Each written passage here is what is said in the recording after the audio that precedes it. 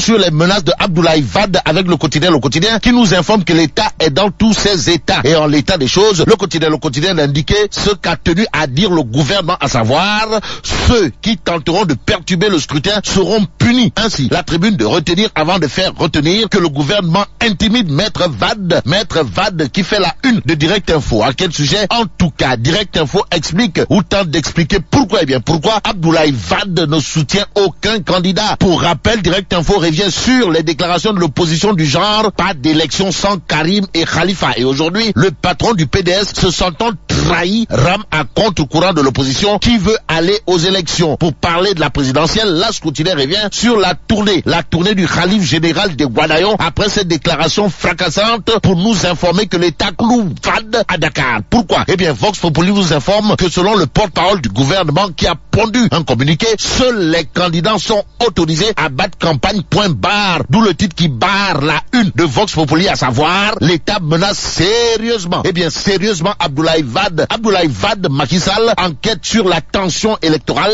nous informe que la société civile joue les bons offices. D'office, retenons, d'après le journal Enquête, que Abbé Alphonse Seck, Rokaya Gassama et autres imams Kanté ont rencontré Maître Wade hier. Aujourd'hui, retenons que ces derniers sont porteurs d'un message du pape du Sopi, renseigne Enquête, tout compte fait. Sud Quotidien souligne que Macky Sall est en mode Nyangal face à l'appel à l'insurrection et au sabotage du scrutin présidentiel. Que retenir d'après Sud Quotidien? Sinon, Macky met en garde Wade en attendant de savoir si Wade est conscient de l'adage qui dit un homme averti en vaut deux. La tribune nous plonge dans la campagne électorale.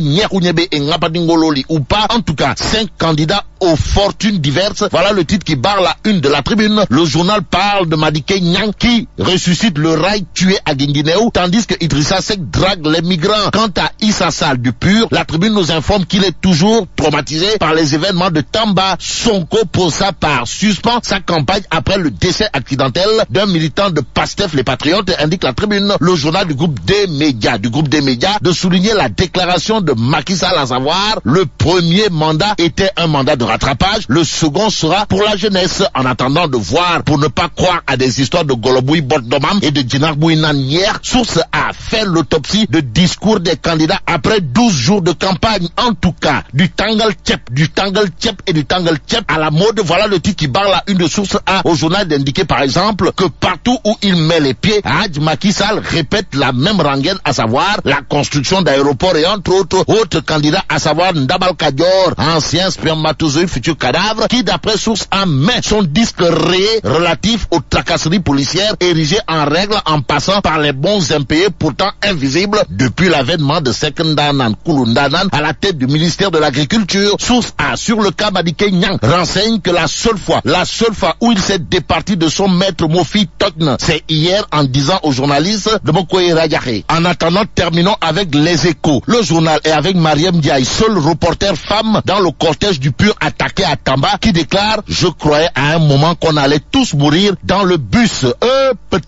Bon, Mariam Ndiaye, seule reporter femme dans le cortège du PUR attaqué à Tamba, a dans le journal Les Échos soutenu c'était le sauve qui peut. Chacun voulait sauver sa peau avec l'énergie du désespoir. Je suis passé par la fenêtre du bus pour sortir. Aïe, vai.